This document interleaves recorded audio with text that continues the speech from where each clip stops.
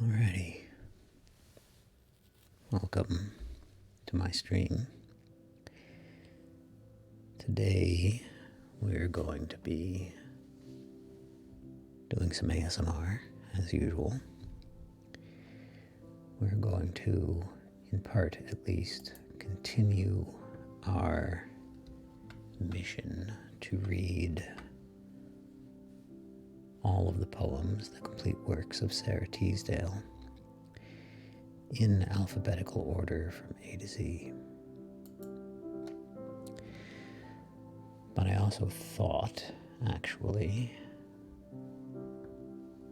because I really enjoyed it last time, that I might do a little bit more ASMR stuff.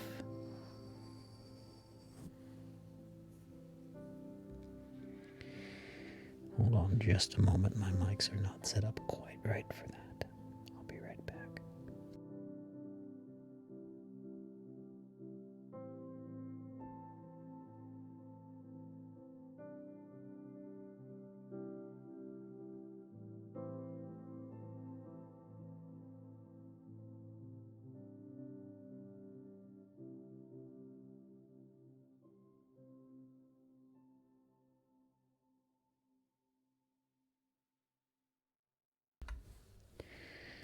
Alrighty, I'm back and now my mics are actually plugged in correctly.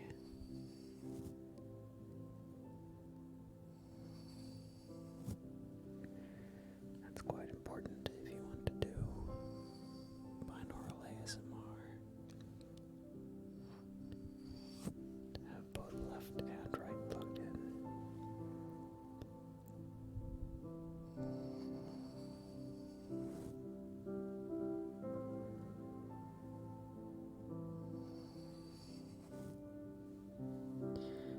So, I'm trying for the first time this stream a classic ASMR trigger, and that is makeup brushes on the microphone.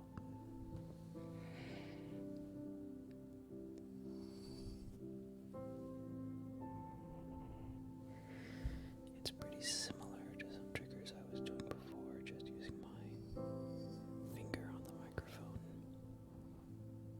But it's a little easier to get a consistent sound, I think.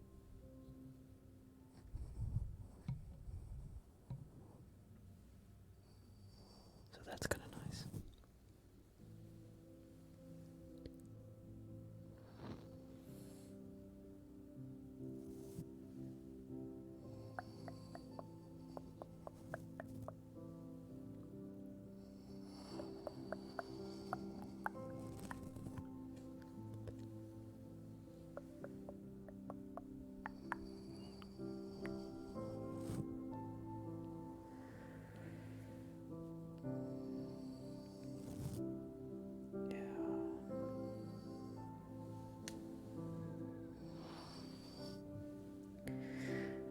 Alrighty. I do think I'll come back to that in a little bit. But first, let us return to our mission. Our mission, which is perhaps a third of the way complete at this point, of reading all of the poems of Sara Teasdale in alphabetical order. So, in our last stream, we completed up to the poems, through the poems, beginning in F. And now we begin on the poems starting with G. And first up in that is a poem called Galahad in the Castle of the Maidens.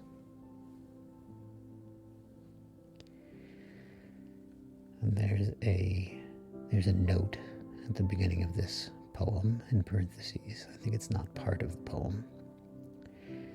The note reads, "To the maiden with the hidden face in Abby's painting."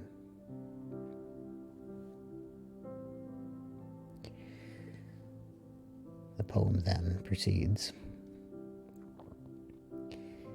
The other maidens raised their eyes to him who stumbled in before them when the fight had left him victor with a victor's right. I think his eyes with quick hot tears grew dim. He scarcely saw her swaying white and slim, and trembling slightly, dreaming of his might, nor knew he touched her hand as strangely light as a man waithes beside a river's rim. The other maidens raise their eyes to see, and only she has hid her face away. And yet I ween she loved him more than they, and very fairly fashioned was her face. Yet for love's shame and sweet humility, she dared not meet him with their queen-like grace.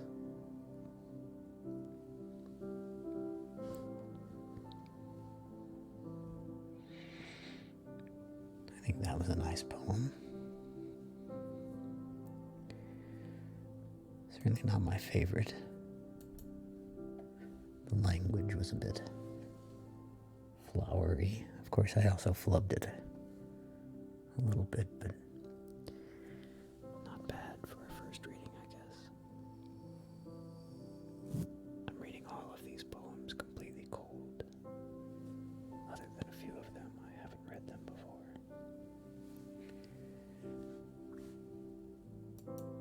Next up, we have Gifts by Sara Teasdale. I gave my first love laughter.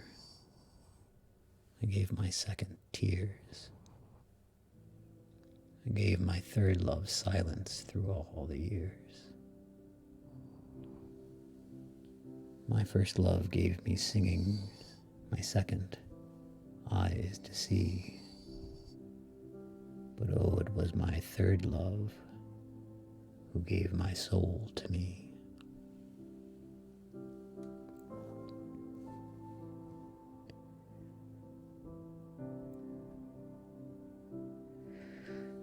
That's a really interesting poem, I think.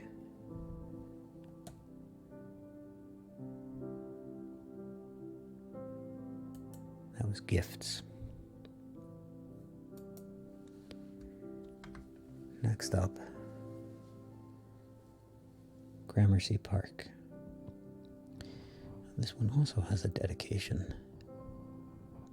This one says it is for WP.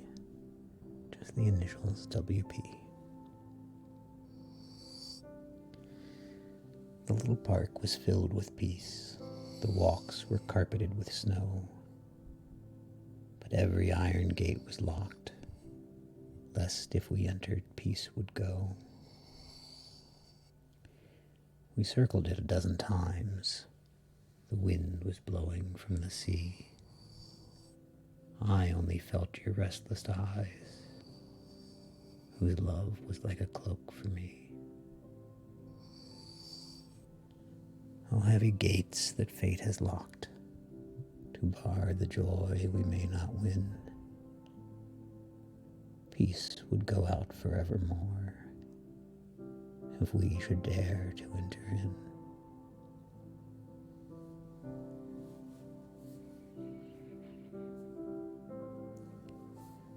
I feel like there's a lot of symbolism in this poem.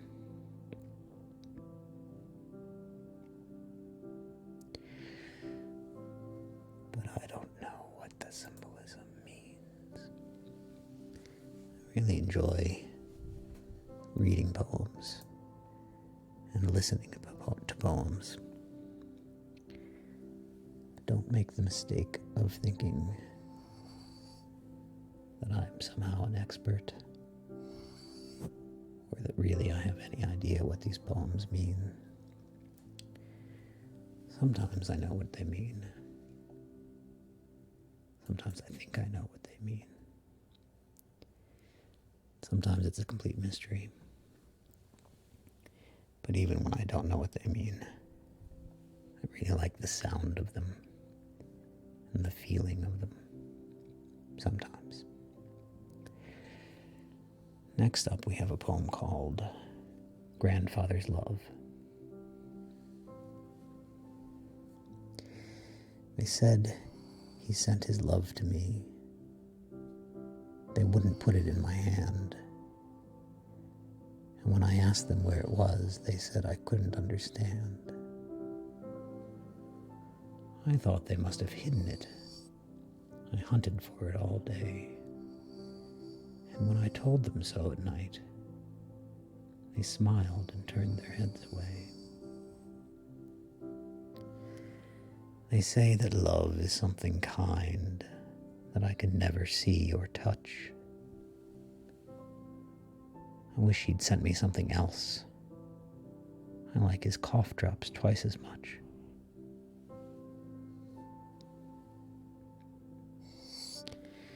So that poem is a very nice counterexample. I think I know exactly what that poem is about. There isn't really symbolism in this poem, but it's still an extremely powerful poem. That's exactly the kind of poem I like. It's nice to listen to, and you don't have to think too hard about what it means. Next up we have Gray Eyes.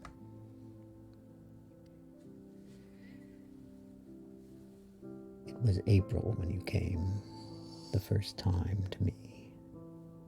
And my first look in your eyes was like my first look at the sea. We have been together 4 Aprils now, watching for the green on the swaying willow bough. Yet whenever I turn to your gray eyes over me, it is as though I looked for the first time at the sea.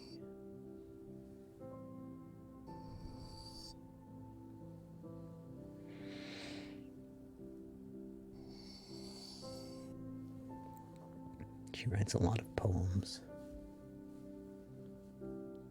about love, it seems,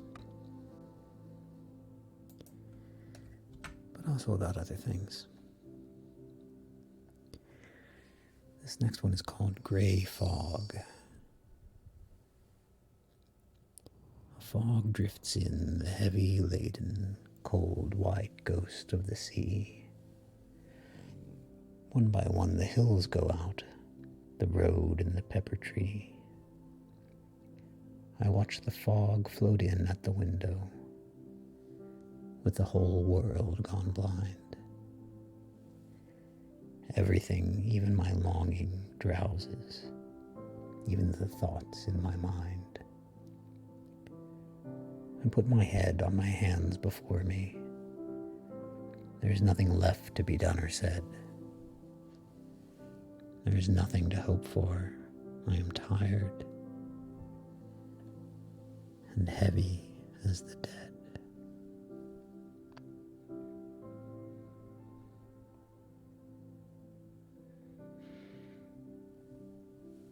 I've certainly had days like that.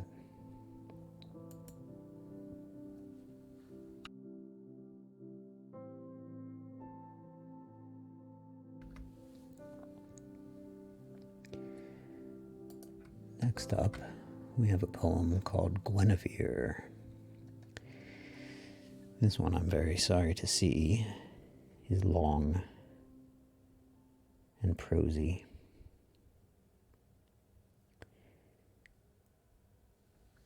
It doesn't appear from skimming it that it has really any rhyming scheme, nor does it have much meter. That's what I mean when I say it's prosy.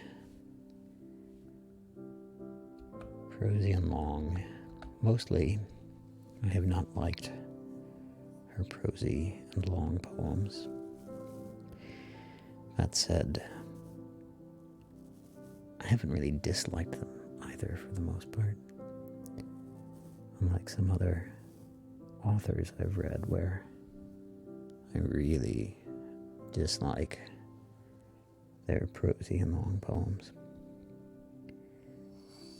Hers I found at least not a complete waste of time. So here we go, Guinevere by Sara Teasdale.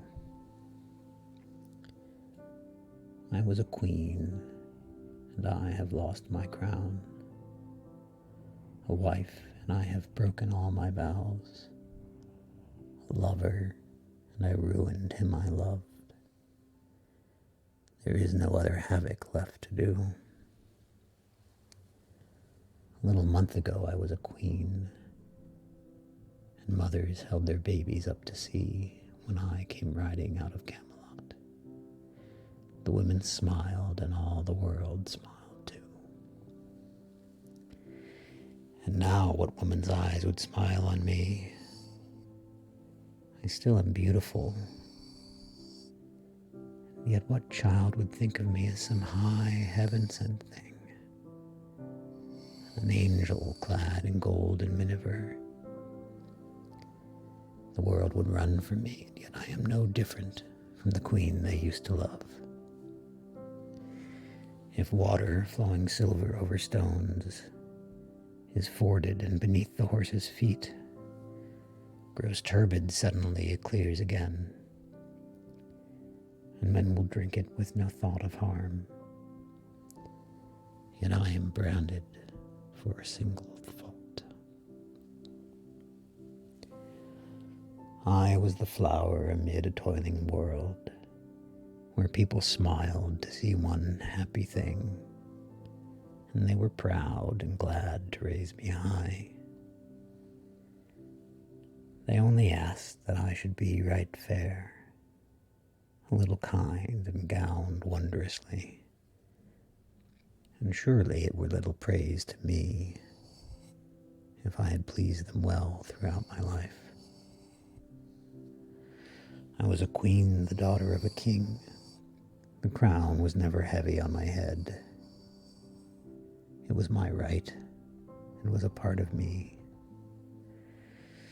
The women thought me proud, the men were kind, and bowed right gallantly to kiss my hand, and watched me as I passed them calmly by. Along the halls I shall not tread again. What if tonight I should revisit them? The warders at the gates, the kitchen maids, the very beggars would stand off from me. And I, their queen, would climb the stairs alone, pass through the banquet hall, a loathed thing, and seek my chambers for a hiding place. And I should find them but a sepulchre, the very rushes rotted on the floors, the fire and ashes on the freezing hearth. I was a queen, and he who loved me best made me a woman for a night and day. And now I go unqueen forevermore. A queen should never dream on summer eves, when hovering spells are heavy in the dusk.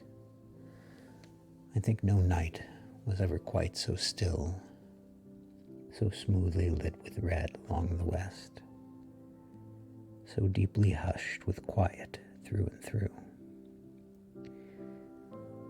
and strangely cleared and deeply dyed with light. The trees stood straight against a paling sky, with Venus burning lamp-like in the west. I walked alone amid 1,000 flowers that drooped their heads and drowsed beneath the dew, and all my thoughts were quieted to sleep Behind me on the walk I heard a step. I did not know my heart could tell his tread. I did not know I loved him till that hour. Within my breast I felt a wild, sick pain. The garden reeled a little, I was weak. And quick he came behind me, caught my arms, that ached beneath his touch, and then I swayed. My head fell backward and I saw his face. All this grows bitter that was once so sweet, and many mouths must drain the dregs of it. But none will pity me nor pity him whom love so lashed, and with such cruel thongs.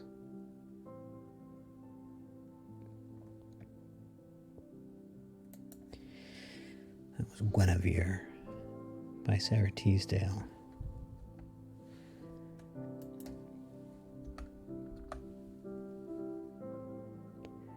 I would say that poem was quite bearable.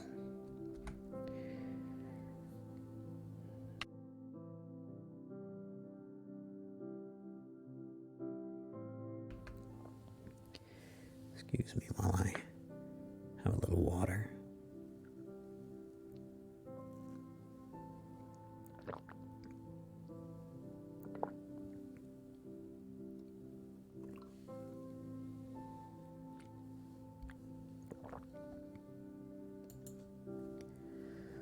Alrighty.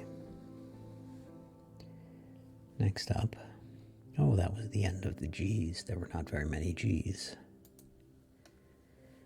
So now, suddenly, unexpectedly, we find ourselves in the H's. Beginning, I am very sorry to say, with another long, prosy poem called Helen of Troy.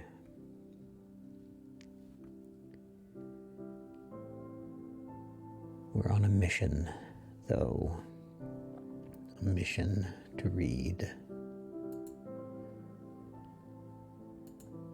all of Sara Teasdale's poems in alphabetical order, and that includes this long, prosy poem called Helen of Troy. And it must be read now, because we just finished the G's, and this is the first H. So, you and I together, we will face this challenge undaunted, unperturbed, and fearlessly. Helen of Troy by Sara Teasdale. Wild fight on flight against the fading dawn. The flame's red wings soar upward duskily. This is the funeral pyre, and Troy is dead, that sparkled so the day I saw it first, and darkened slowly after. I am she who loves all beauty, yet I wither it. Why have the high gods made me wreak their wrath? Forever since my maidenhood to sow sorrow and blood about me. Lo, they keep their bitter care above me even now.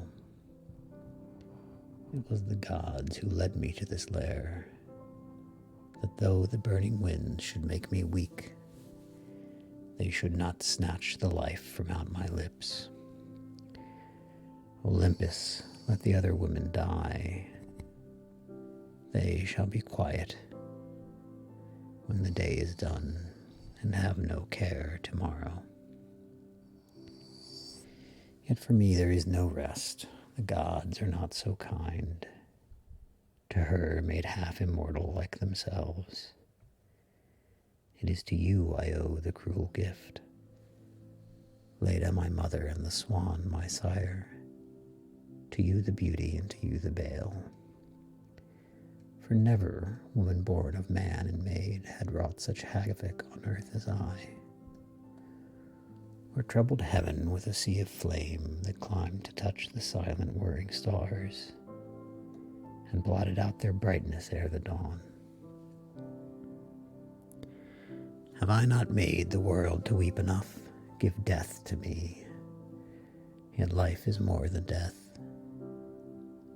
How could I leave the sound of singing winds, the strong, sweet scent that breathes from off the sea, or shut my eyes forever to the spring?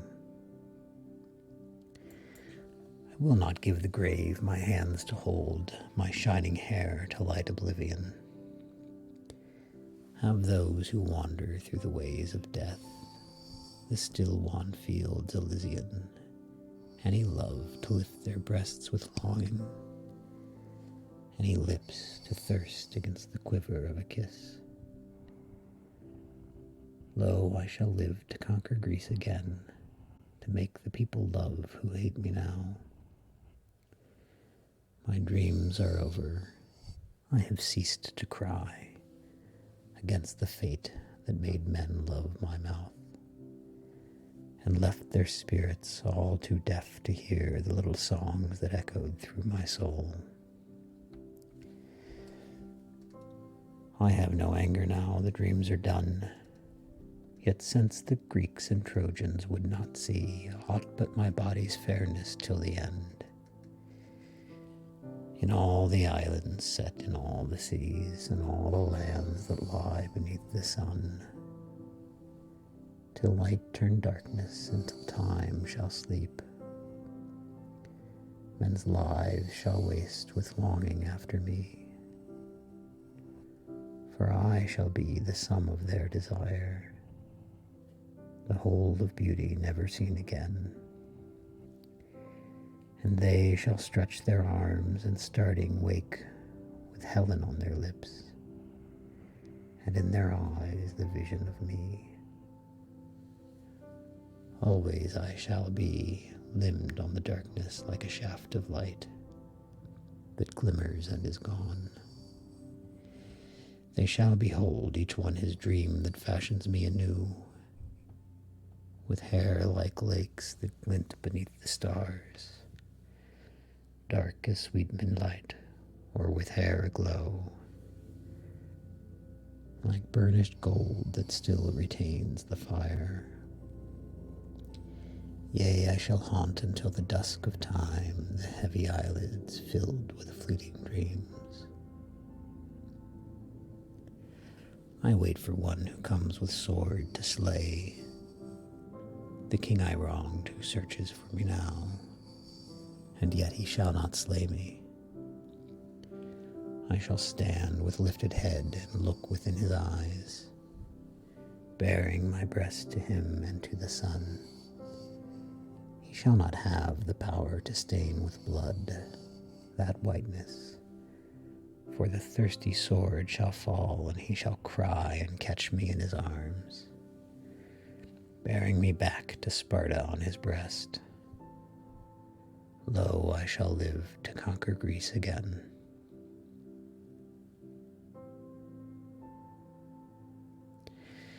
That was a poem called Helen of Troy by Sara Teasdale. And I'm glad that it's over.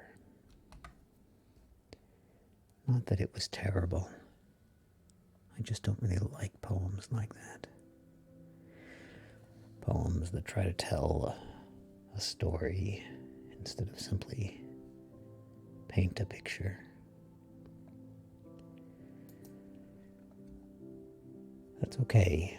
I like almost everything that I've read by Sara Teasdale, so I forgive her a few duds. This next one is called hidden love, and I'm very happy to say it is short. It has a very clear rhyme and meter. It's a proper poem. I can tell that just from glancing at it, but I haven't read it yet, so let's discover it together.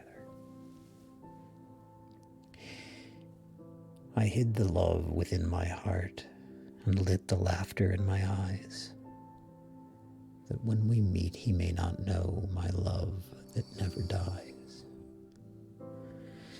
But sometimes when he dreams at night of fragrant forests green and dim, it may be that my love crept out and brought the dream to him.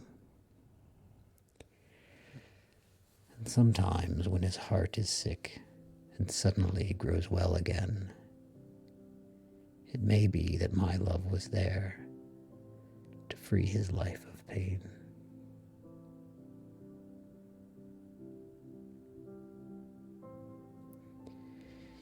Yeah, that's a proper poem. That last stanza needs to be read in a proper British accent in order to rhyme.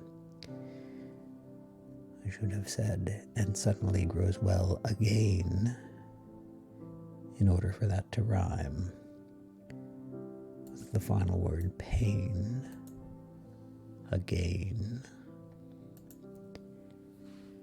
But I'm an uncultured American, so I said again,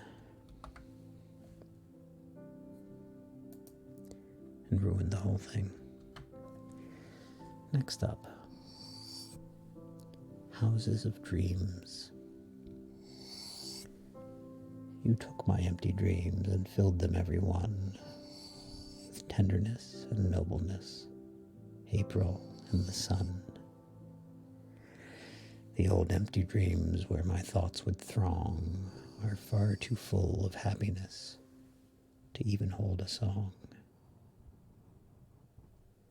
Oh, the empty dreams were dim, and the empty dreams were wide. They were sweet and shadowy houses where my thoughts could hide. But you took my dreams away, and you made them all come true. My thoughts have no place now to play, and nothing now to do.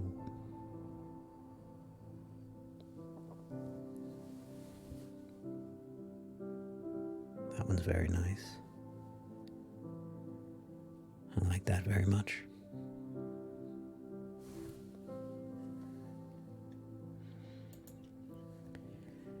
And that was the end of the H's. The H's went even more quickly than the G's.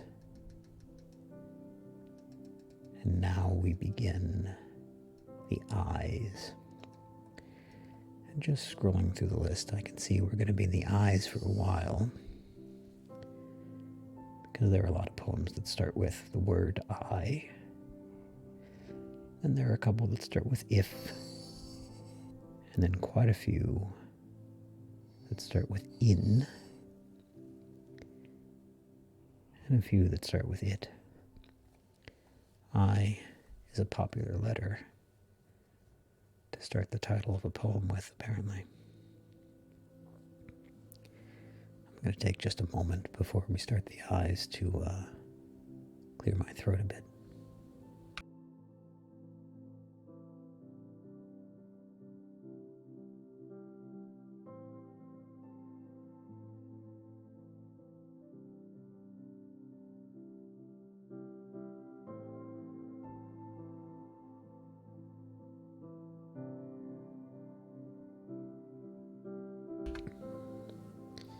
Don't forget, if you're listening and you need to hydrate and stretch.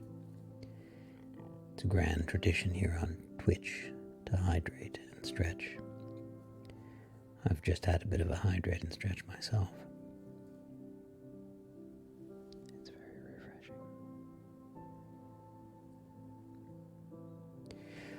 Alrighty, to begin the I's, we have a poem called I Am Not Yours.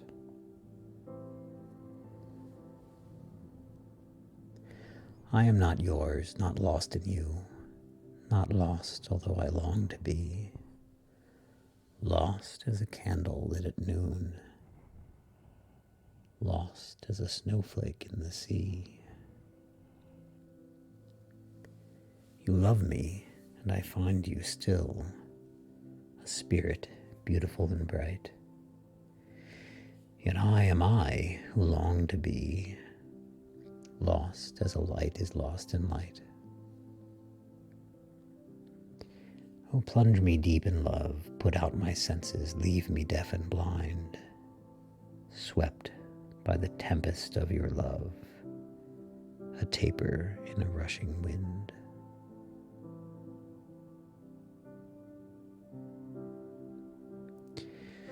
That was I Am Not Yours by Sara Teasdale.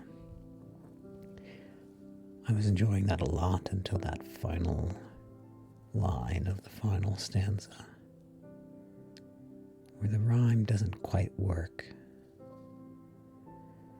Oh, plunge me deep in love, put out my senses, leave me deaf and blind, swept by the tempest of your love, a taper in a rushing wind. I wonder, is it supposed to be a rushing wind? Those would be spelled the same way.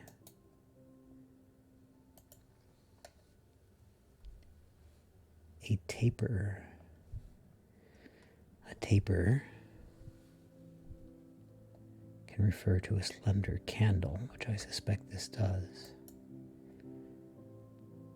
which confirms that is supposed to be rushing wind. So I suppose I was supposed to say deaf and blind. Sorry, Sarah, you lost me on that one. I forgive you, most of your poems are quite good, but that one did not end on a strong rhyme. Next up we have I Have Loved Hours at Sea. I have loved hours at sea, gray cities, the fragile secret of a flower, music, the making of a poem that gave me heaven for an hour. First stars above a snowy hill, voices of people kindly and wise, and the great look of love long hidden, found at last in meeting eyes. I have loved much and been loved deeply. Oh, when my spirit's fire burns low, leave me the darkness and the stillness, I shall be tired and glad to go.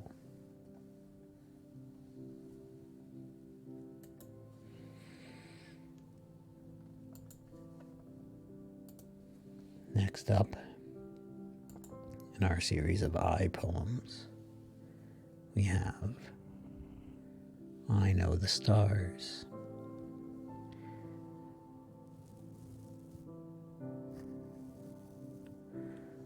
I know the stars by their names, Aldebaran, Altair, and I know the path they take, up heaven's broad blue stair. I know the secrets of men by the look of their eyes, their gray thoughts, their strange thoughts, have made me sad and wise. But your eyes are dark to me, though they seem to call and call.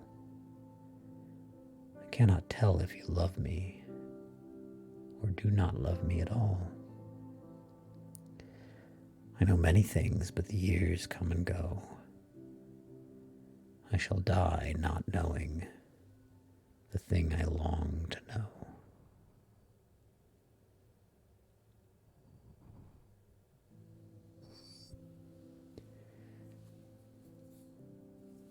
I think that was an interesting poem.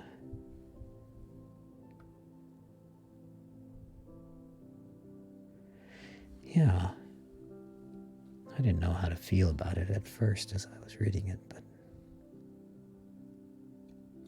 I like it.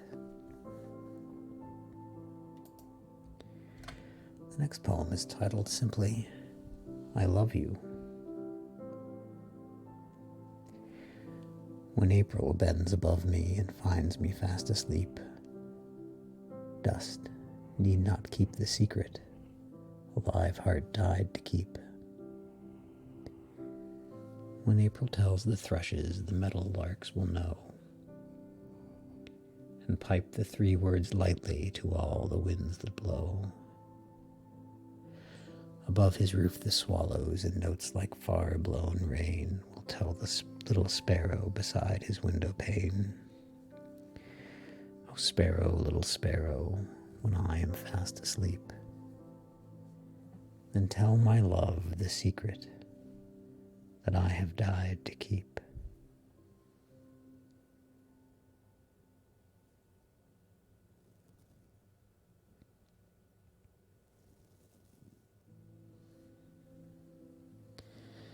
That was called I Love You by Sara Teasdale.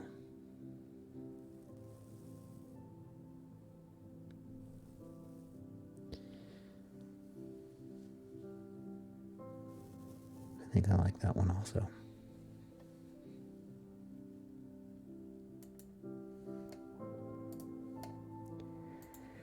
Next up is I Remembered. There never was a mood of mine, gay or heartbroken, luminous or dull, but you could ease me of its fever and give it back to me more beautiful. In many another soul I broke the bread and drank the wine and played the happy guest. But I was lonely, I remembered you. The heart belonged to him who knew it best.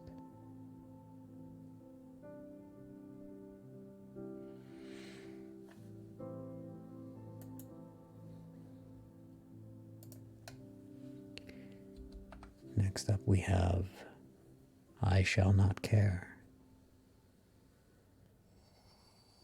When I am dead and over me bright April shakes out her rain-drenched hair, though you should lean above me broken-hearted, I shall not care.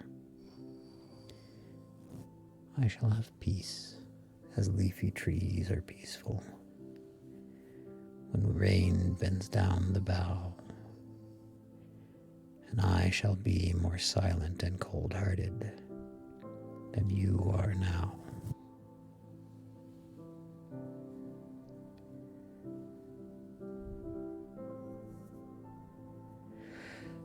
That poem expresses some very dark thoughts. As I was saying earlier, I don't always understand what poems mean, but sometimes I do, and I understand what that poem means.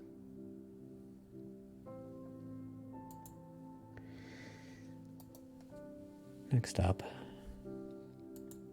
a poem called I Thought of You by Sara Teasdale. I thought of you and how you loved this beauty, and walking up the long beach all alone, I heard the waves breaking in measured thunder, as you and I once heard their monotone. Around me were the echoing dunes, beyond me the cold and sparkling silver of the sea. We too will pass through death and ages lengthen before you hear that sound again with me.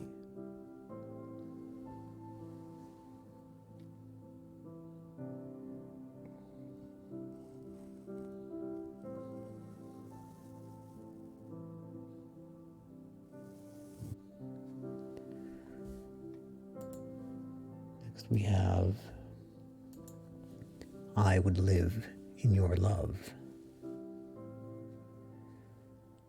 I would live in your love as the seagrasses live in the sea, borne up by each wave as it passes, drawn down by each wave that recedes. I would empty my soul of the dreams that have gathered in me. I would beat with your heart as it beats. I would follow your soul as it leads.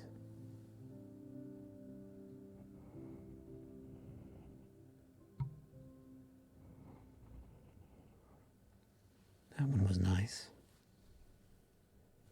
I Would Live in Your Love by Sara Teasdale.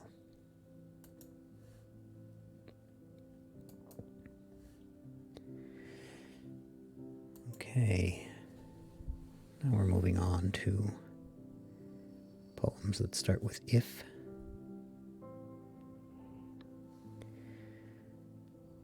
I hope to encounter the subjunctive case in a lot of these. This one is called If Death is Kind.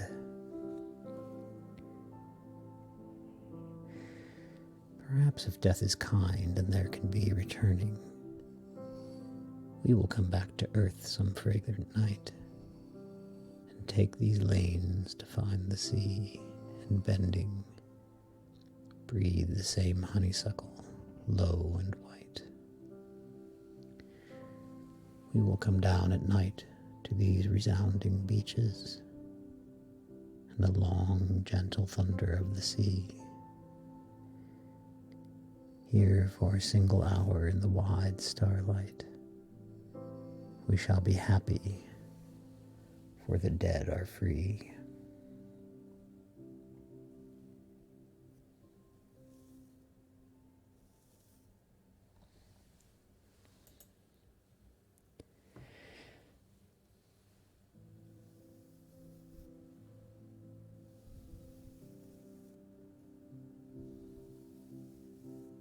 Next up, a poem called If I Must Go. If I must go to heaven's end, climbing the ages like a stair, be near me and forever bend, with the same eyes above me there. Time will fly past us like leaves flying. We shall not heed, for we shall be beyond living, beyond dying, knowing and known unchangeably.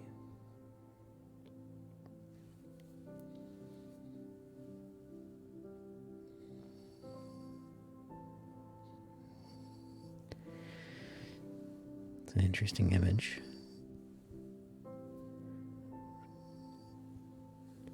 A nice thought about eternity. Oh, and continuing on a similar theme, we have a poem called Immortal. Actually, I don't know if the theme is similar at all, just the title.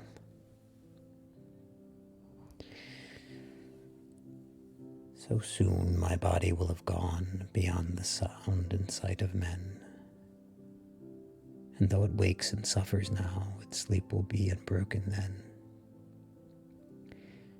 But oh, my frail immortal soul that will not sleep forevermore, a leaf borne onward by the blast, a wave that never finds the shore.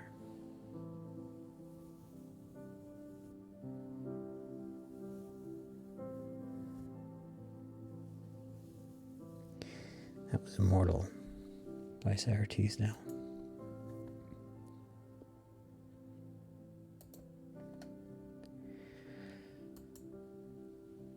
Next, we have one called In a Cuban Garden. Hibiscus flowers are cups of fire. Love me, my lover, life will not stay. The bright poinsettia shakes in the wind. A scarlet leaf is blowing away. A lizard lifts his head and listens. Kiss me before the noon goes by. Here in the shade of the ceiba hide me from the great black vulture circling the sky.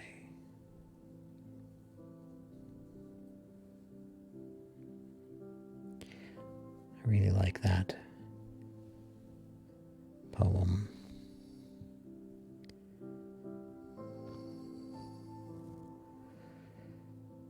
Because it mostly just paints a picture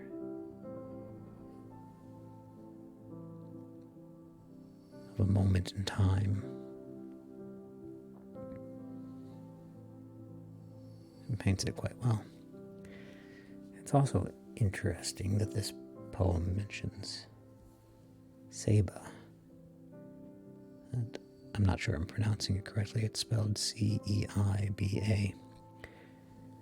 And that's interesting to me because earlier today, just a few hours ago, I encountered that word in a completely different context.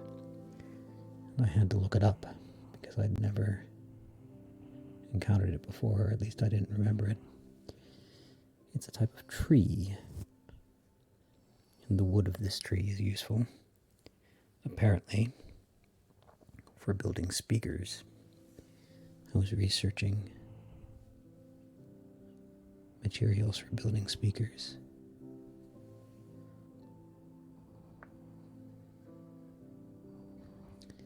And that material came up. And now here it is in this poem.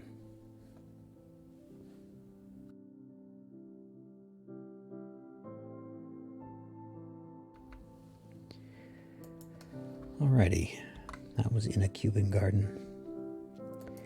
And next up, we have a poem called In a Garden.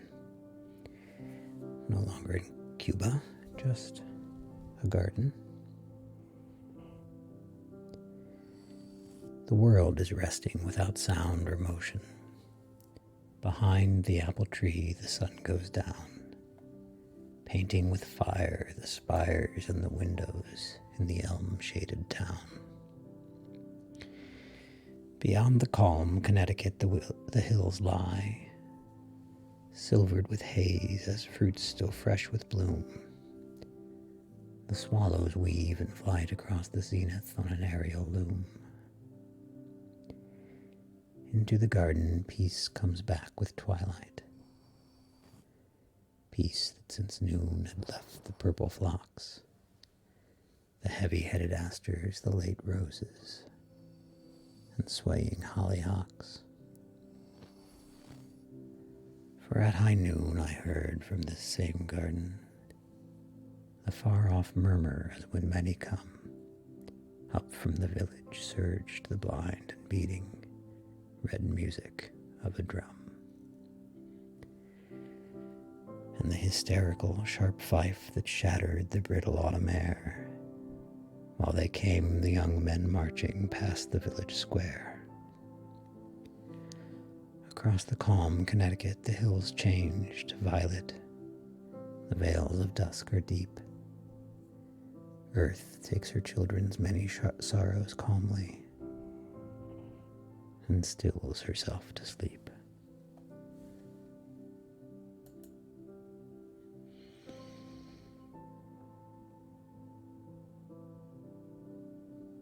That was very nice, I think. Another poem that simply paints a picture. This one is called In a Railroad Station by Sara Teasdale. We stood in the shrill electric light, dumb and sick in the whirling din. We who had all of love to say and a single second to say it in. Goodbye, goodbye, you turned to go. I felt the train's slow, heavy start. You thought to see me cry, but oh, my tears were hidden in my heart.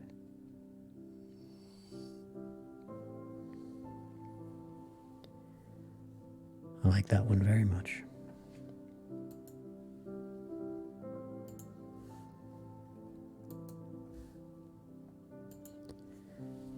Now we have in a restaurant.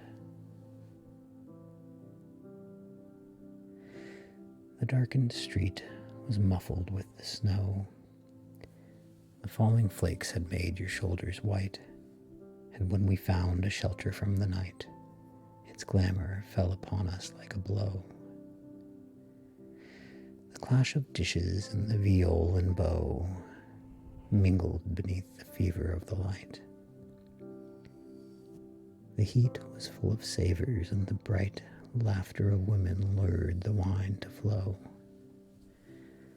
A little child ate nothing while she sat, watching a woman at a table there learn to kiss beneath a drooping hat. The hour went by, but we rose and turned to go. The somber street received us from the glare, and once more on your shoulders fell the snow.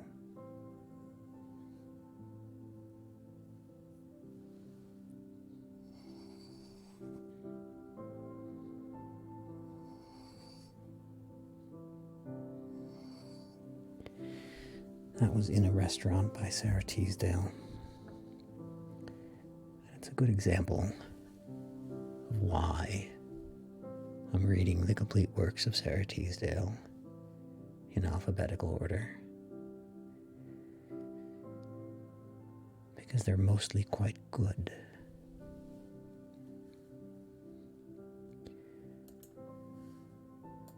Next up, we have In a Subway Station.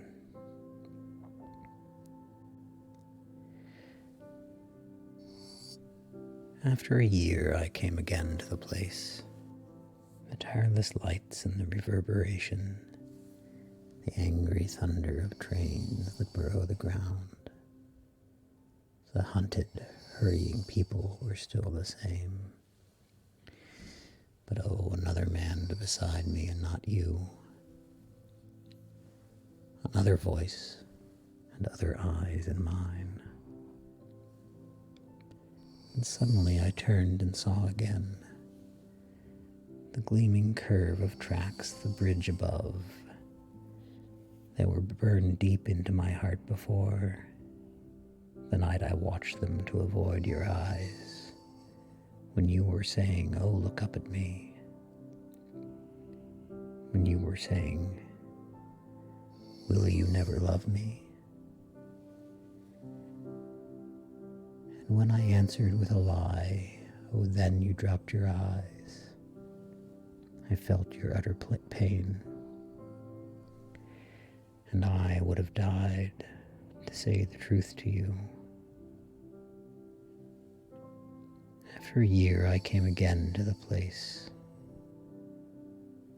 The hunted, hurrying people were still the same.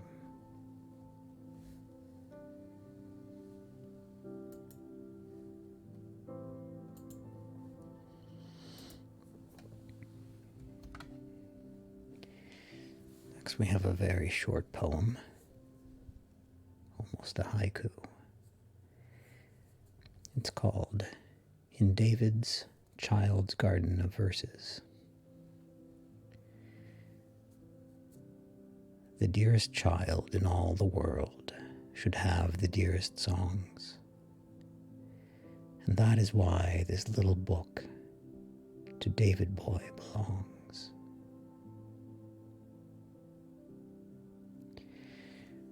I'm imagining there's a story behind this poem. I suppose that David was a child, and Sara Teasdale gave this child a book called Child's Garden of Verses. And perhaps inside the cover of this book wrote this little poem. The dearest child in all the world should have the dearest songs, and that is why this little book to David Boy belongs. Wouldn't that be nice to just sort of be a poet and decorate your life and the lives of of those around you with little poems like that. Wouldn't that be lovely?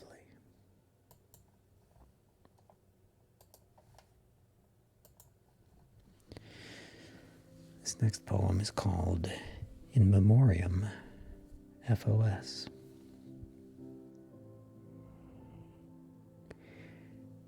You go a long and lovely journey, for all the stars like burning dew are luminous and luring footprints of souls adventurous as you.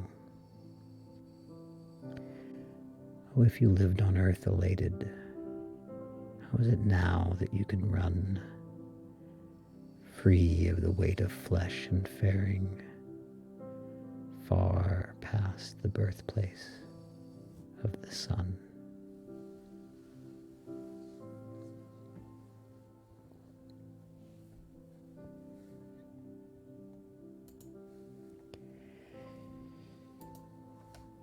The next poem is called In Spring, Santa Barbara.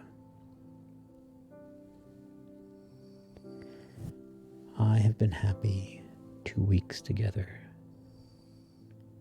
My love is coming home to me. Gold and silver is the weather, as smooth as lapis is the sea. The earth has turned its brown to green after 3 nights of humming rain,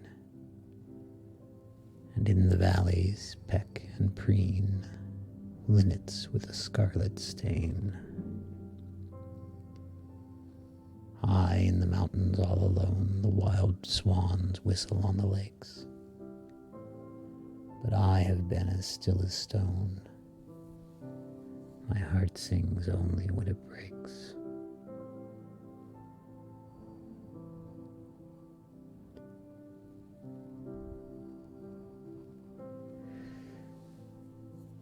That's nice, I guess. Not my favorite from her, but nice enough.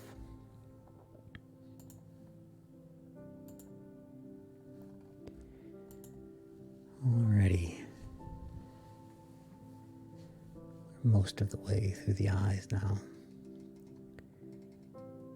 And we're nearing halfway through our larger mission to read the complete works of Sara Teasdale.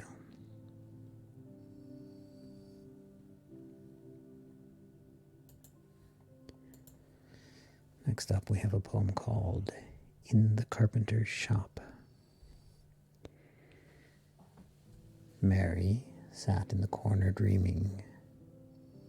Dim was the room and low, while in the dusk the saw went screaming to and fro. Jesus and Joseph toiled together. Mary was watching them, thinking of kings in the wintry weather at Bethlehem. Mary sat in the corner thinking Jesus had grown a man. One by one her hopes were sinking as the years ran. Jesus and Joseph toiled together. Mary's thoughts were far. Angels sang in the wintry weather under a star. Mary sat in the corner weeping, bitter and hot her tears. Little faith were the angels keeping all the years.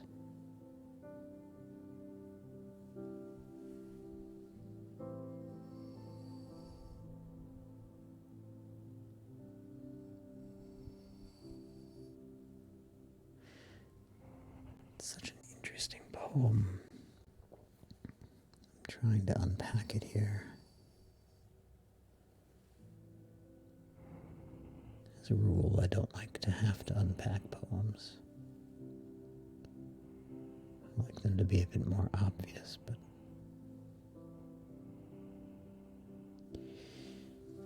this one isn't too difficult to unpack.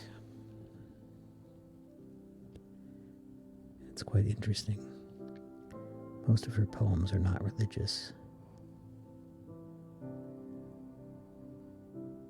This is really the second explicitly religious poem by her that I've read. And they do share a theme of humanizing these biblical figures, of making them sort of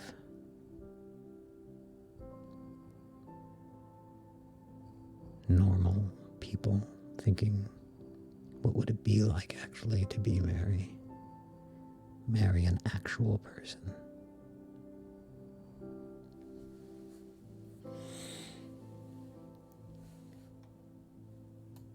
Very interesting.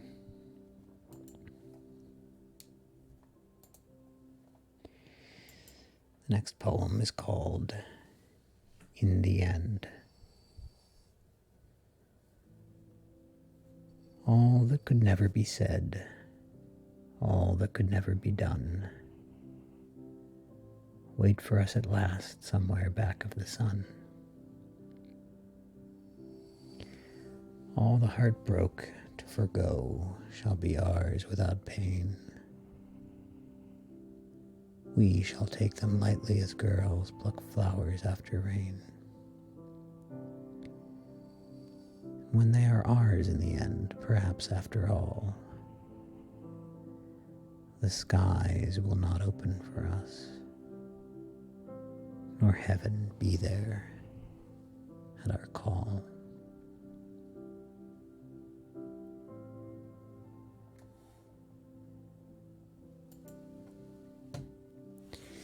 No idea what that means.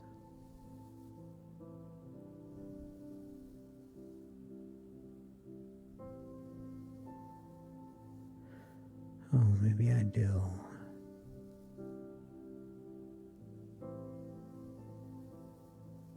I think I do, in fact.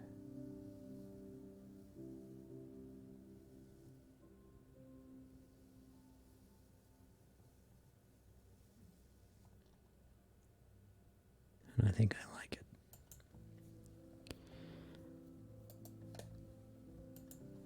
Next we have In the Metropolitan Museum. Within the tiny pantheon we stood together silently, leaving the restless crowd a while, as ships find shelter from the sea. The ancient centuries came back to cover us a moment's space, and through the dome the light was glad, because it shone upon your face. Ah, not from Rome, but farther still, beyond sun-smitten Salamis. The moment took us till you stooped to find the present with a kiss.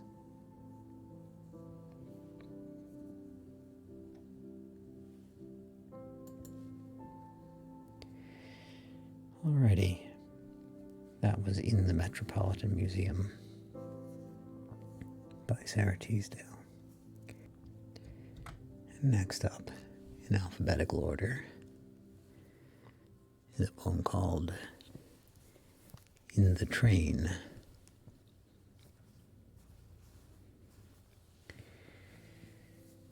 Fields beneath a quilt of snow, from which the rocks and stubble sleep,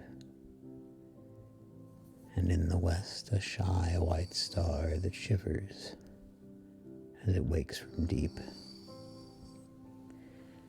The restless rumble of the train, the drowsy people in the car, steel blue twilight in the world,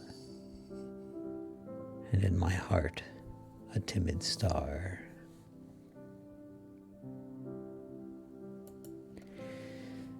That was In the Train by Sara Teasdale.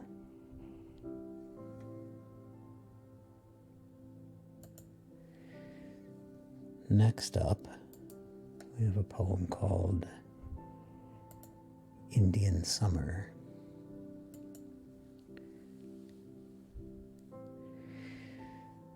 Lyric night of the lingering Indian summer, shadowy fields that are scentless but full of singing, never a bird but the passionless chant of insects, ceaseless, insistent.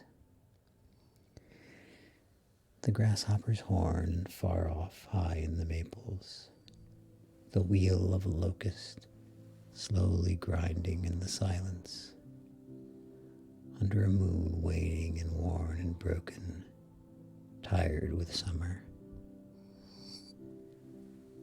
Let me remember you, voices of little insects, weeds in the moonlight, fields that are tangled with asters. Let me remember you. Soon the winter will be on us, snow-hushed and heartless. Over my soul murmur your mute benediction, while I gaze, O fields that rest after harvest, and those who part look long in the eyes they lean to, lest they forget them.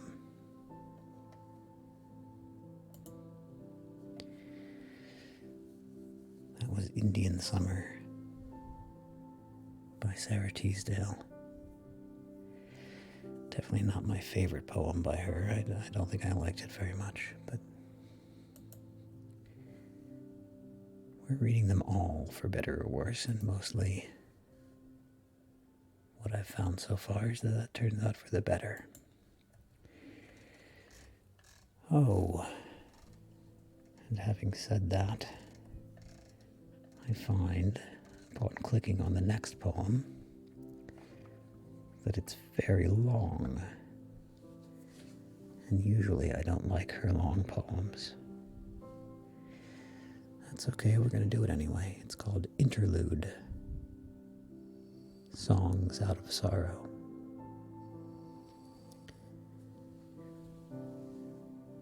One, Spirit's House. From naked stones of agony I will build a house for me. As a mason all alone, I will raise it stone by stone. And every stone where I have bled will show a sign of dusky red. I have not gone the way in vain, for I have good of all my pain. My spirit's quiet house will be built of naked stones I trod, on roads where I lost sight of God. 2. Mastery.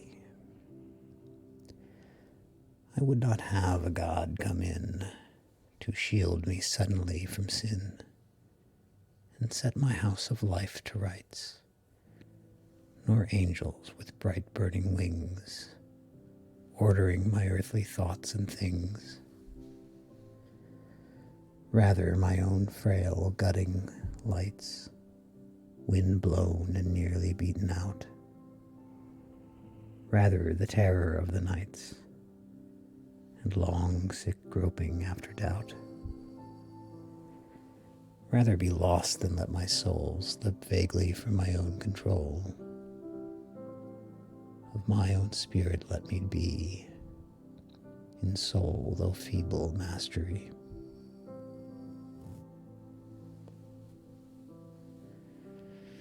3. Lessons. Unless I learn to ask no help from any other soul but mine, to seek no strength in waving reeds, nor shade beneath the straggling pine, unless I learn to look at grief unshrieking from her tear-blind eyes, and take from pleasure fearlessly whatever gifts will make me wise. Unless I learn these things on earth, why was I ever given birth?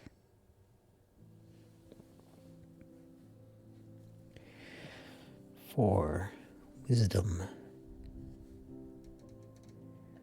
When I have ceased to break my wings against the faultiness of things, and learned that compromises wait behind each hardly opened gate, when I can look life in the eyes, grown calm and very coldly wise, life will have given me the truth and taken in exchange my youth.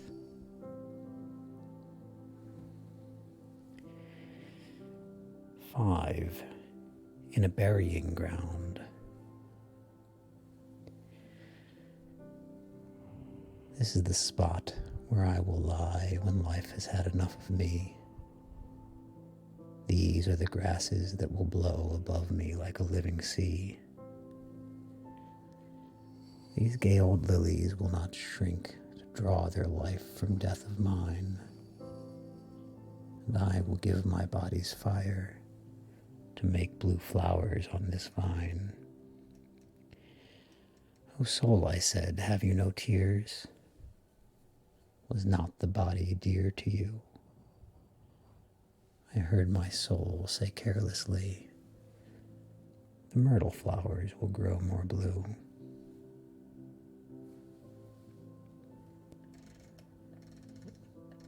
6. Wood song. I heard a wood thrush in the dusk twirl 3 notes and make a star. My heart that walked with bitterness came back from very far.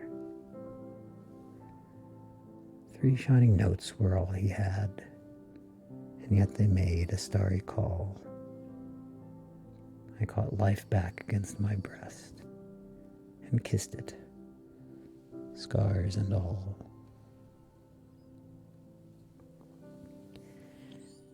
7.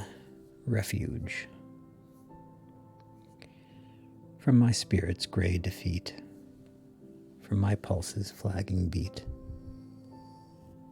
from my hopes that turned to sand, sifting through my close clenched hand, from my own false slavery, if I can sing, I still am free. For with my singing I can make a refuge for my spirit's sake, a house of shining words to be my fragile immortality.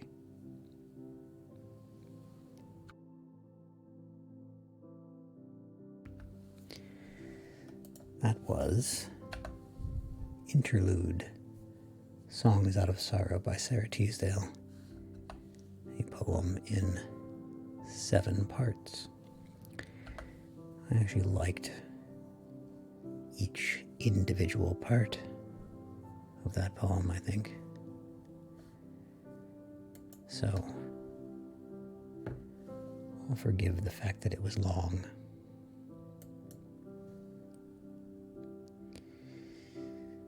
We are reading the complete works of Sara Teasdale from A to Z. Next up, a poem called It Is Not a Word. It is not a word spoken, few words are said, nor even a look of the eyes, nor a bend of the head, but only a hush of the heart that has too much to keep. Only memories waking that sleep so light asleep.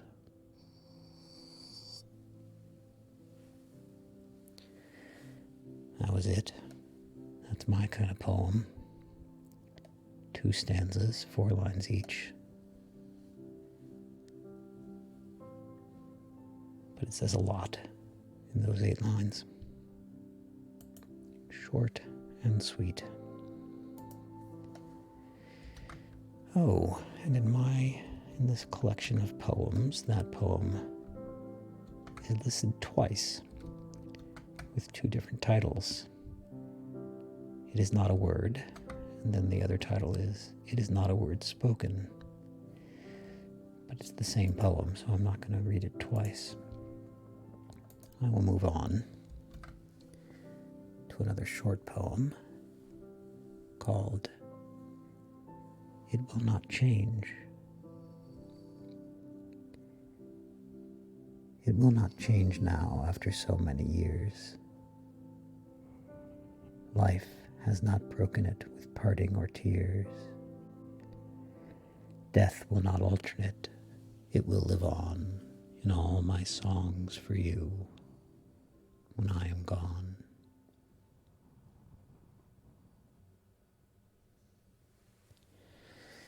I like that one.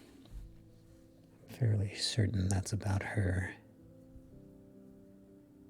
love for the man she wished she had married, but didn't. That's what I read in her biography anyway. Next up. Oh, that was the last poem in the I's. And now we're on to the J's.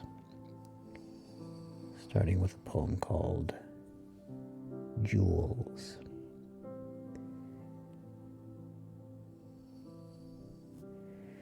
If I should see your eyes again, I know how far their look would go.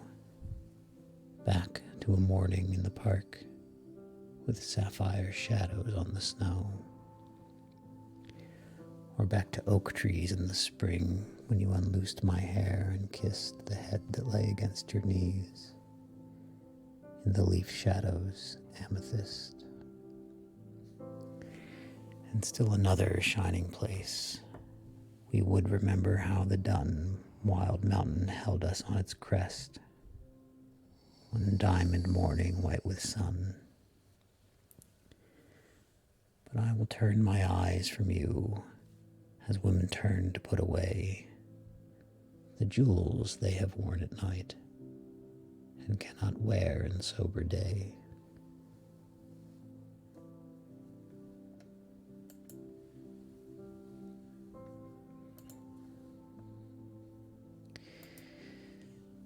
Next we have a poem simply called Joy.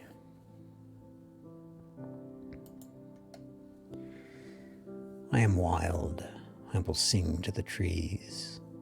I will sing to the stars in the sky. I love, I am loved. He is mine.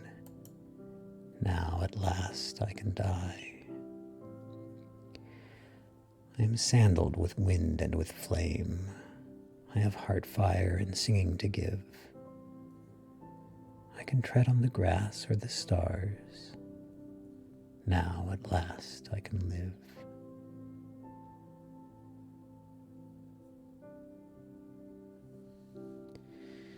That's very nice.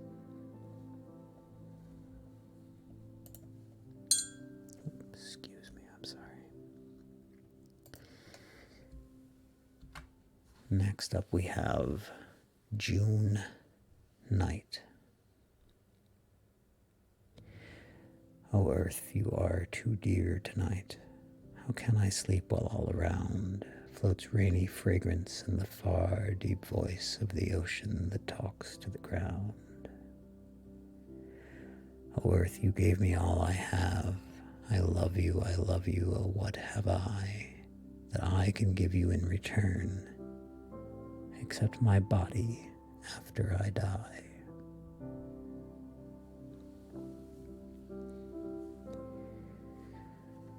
That one's short, at least.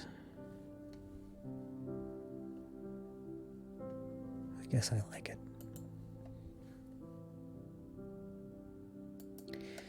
And that was the end of the J's. There were not very many J's. And apparently there are no K's at all. And so we skip straight to the L's. The first L is leaves. One by one, like leaves from a tree, all my faiths have forsaken me. but the stars above my head burn in white and delicate red, and beneath my feet the earth brings the sturdy grass to birth. I, who was content to be but a silken singing tree, but a rustle of delight in the wistful heart of night. I have lost the leaves that knew touch of rain and weight of dew. Blinded by a leafy crown, I looked neither up nor down. But the little leaves that die have left me room to see the sky. Now, for the first time, I know stars above and earth below.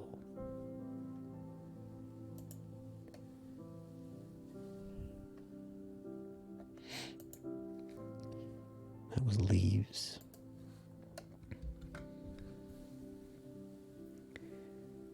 Next we have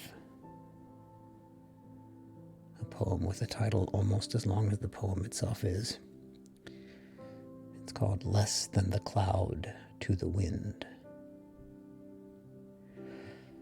Less than the cloud to the wind, less than the foam to the sea, less than the rose to the storm, am I to thee. More than the star to the night, more than the rain to the lea, more than heaven to earth, art thou to me.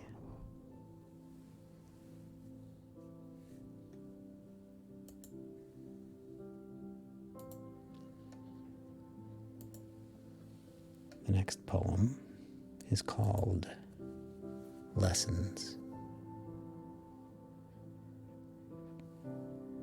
Unless I learn to ask no help from any other soul but mine, to seek no strength in waving reeds, nor shade beneath the straggling pine, unless I learn to look at grief, unshrinking from her tear-blind eyes, and take from pleasure fearlessly whatever gifts will make me wise. Unless I learn these things on earth, why ever was I given birth?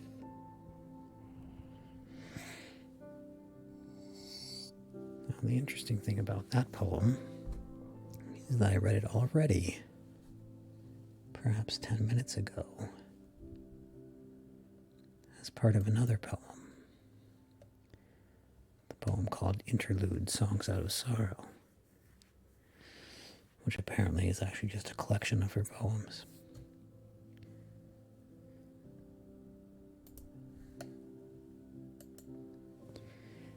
Next up, we have a poem called Let It Be Forgotten. Let it be forgotten as a flower is forgotten, forgotten as a fire that once was singing gold. Let it be forgotten forever and ever. Time is a kind friend, he will make us old. If anyone asks, say it was forgotten long and long ago, as a flower, as a fire, as a hushed footfall in a long forgotten snow.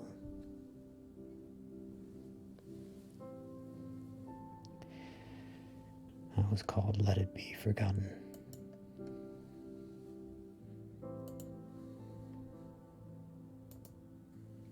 I like that one a lot.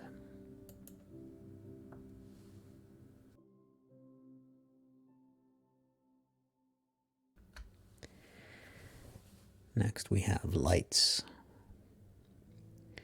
When we come home at night and close the door, standing together in the shadowy room, safe in our own love in the gentle gloom, glad of familiar wall and chair and floor, glad to leave far below the clanging city, looking far downward to the glaring street, gaudy with light yet tired with many feet. In both of us wells up a wordless pity. Men have tried hard to put away the dark, a million lighted windows brilliantly inlay with squares of gold the winter night. But to us standing there comes the stark sense of the lives behind each yellow light, and not one wholly joyous, proud, or free.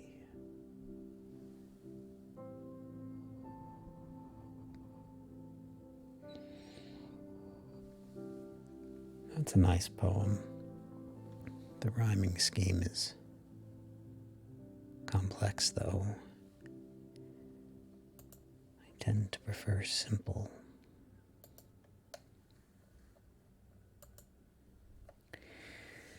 Next we have Like Barley Bending.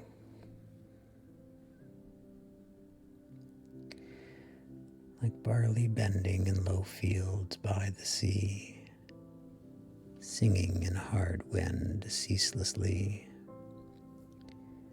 like barley bending and rising again, so would I unbroken rise from pain. So would I softly, day long, night long, change my sorrow into song.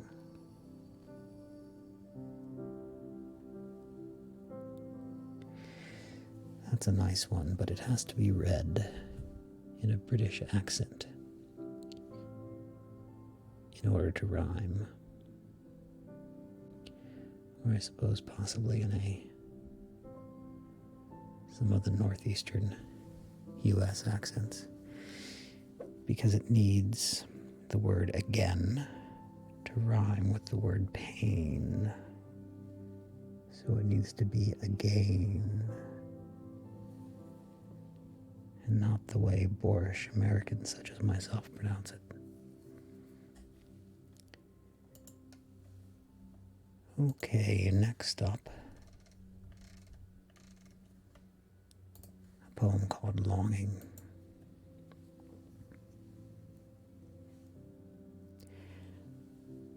I am not sorry for my soul that it must go unsatisfied, for it can live 1,000 times, eternities deep and wide. I am not sorry for my soul, but oh, my body that must go back to a little drift of dust, without the joy it longed to know.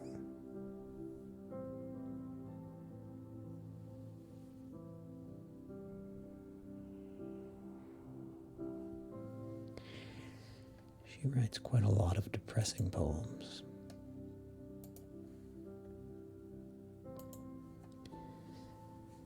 Next up we have Lost Things. Oh, I could let the world go by, its loud new wonders and its wars. But how will I give up the sky when winter dusk is set with stars? And I could let the cities go, their changing customs and their creeds. But oh, the summer rains that blow in silver on the jewel weeds.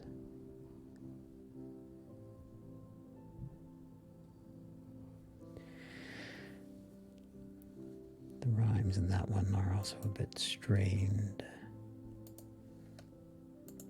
but I'll forgive her.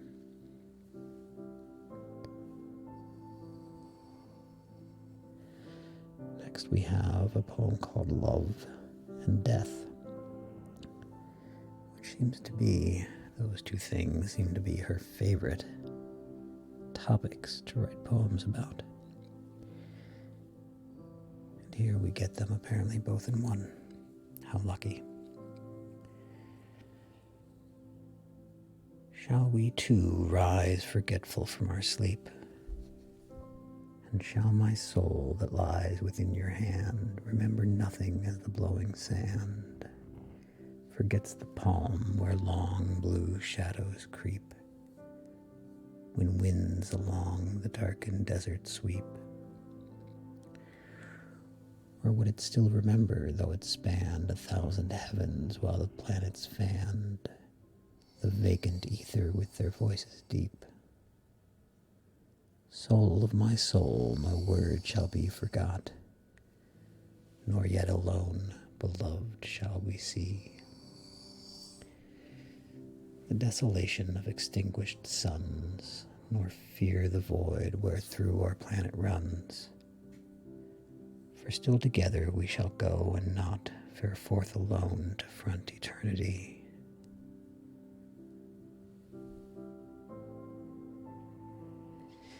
Speaking of complex rhyming schemes, that poem has one.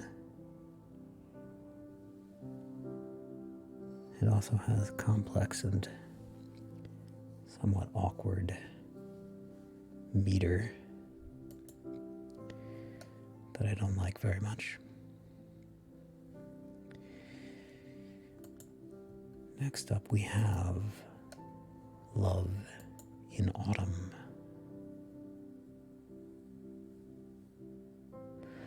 I sought among the drifting leaves, the golden leaves that once were green, to see if love were hiding there and peeping out between. For through the silver showers of May and through the summer's heavy heat, in vain I sought his golden head and light, fast-flying feet. Perhaps when all the world is bare and cruel winter holds up the land, the love that finds no place to hide will run and catch my hand. I shall not care to have him then, I shall be bitter and a cold. It grows too late for frolicking when all the world is old. Then little hiding love come forth before the autumn goes, and let us seek through ruined paths the garden's last red rose.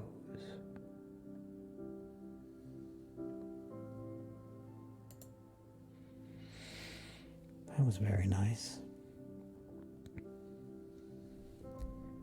I like that one.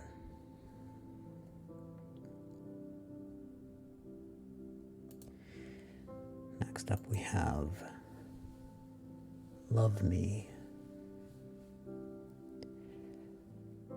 Brown thrush singing all day long in the leaves above me. Take my love, this April song. Love me, love me, love me. When he hearkens what you say, bid him let he miss me, lest he miss me. Leave his work or leave his play, and kiss me, kiss me, kiss me. That one almost feels like the lyrics to a pop song.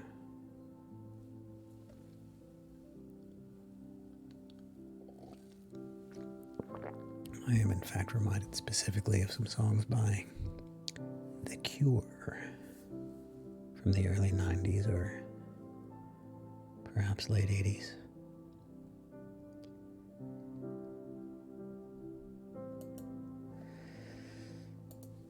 Next poem is called Love Songs.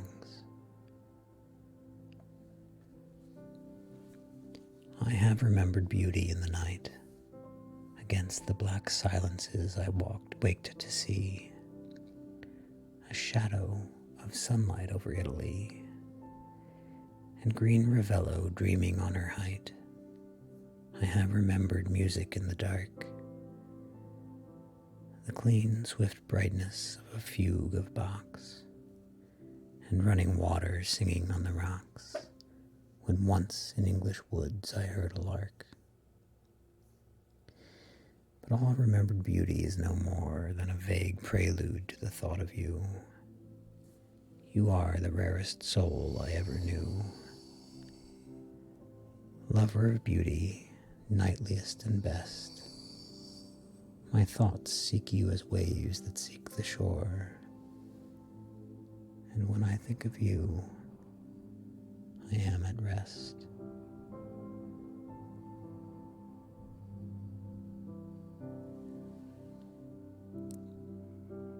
That one's nice.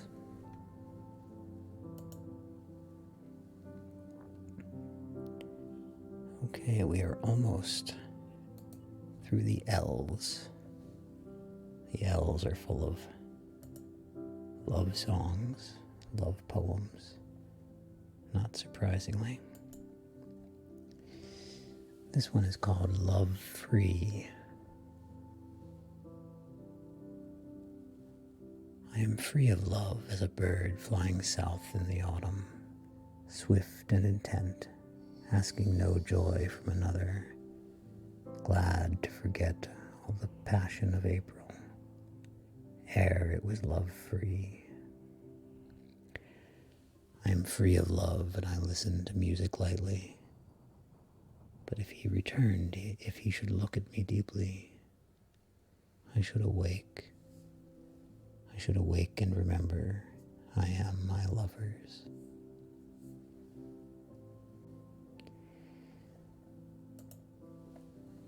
That one I don't love, as it turns out. Okay, and next we have a poem called Lovely Chance.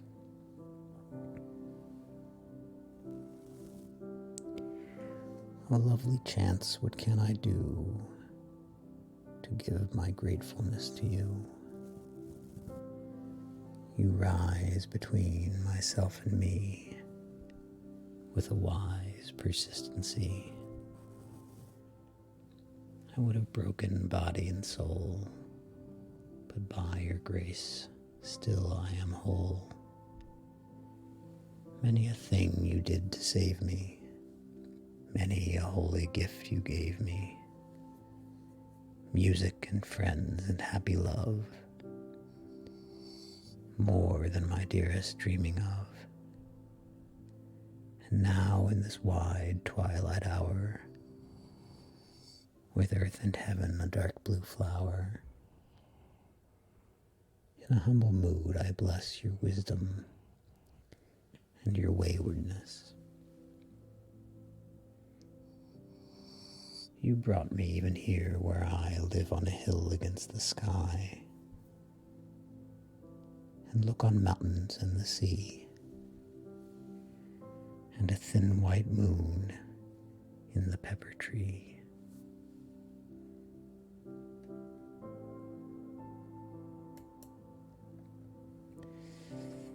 That was Lovely Chance by Sara Teasdale. I really liked the sound of that poem, which is really the most important part of a poem to me, the way it sounds. That was the end of the L's. We are roughly halfway through our mission, our quest to read the complete works of Sara Teasdale from A to Z. We're not quite halfway through the alphabet, but looks like we're halfway through the poems, because there just aren't many poems starting with Z in her collection, as it turns out. So I think that will be the end of poetry reading for tonight.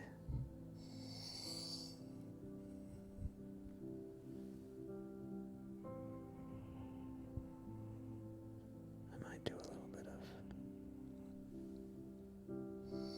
soft ASMR triggers to see you off.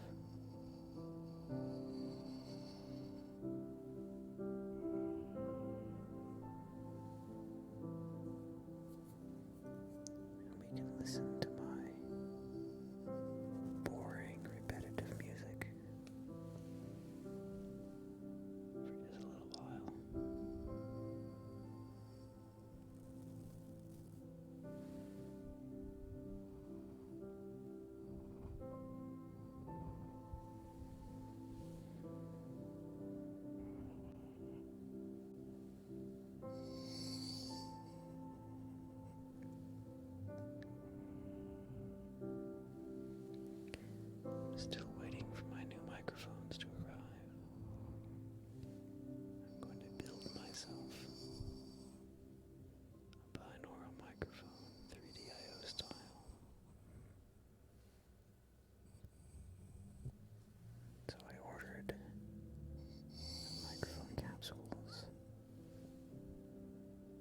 silicone ears to put them in.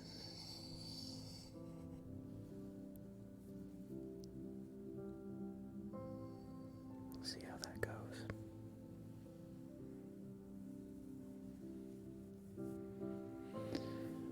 Apollyon 26.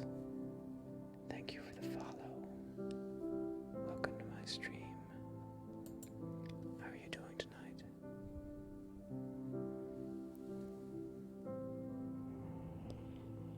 You have a Greek name with Roman numerals. Apollyon 26.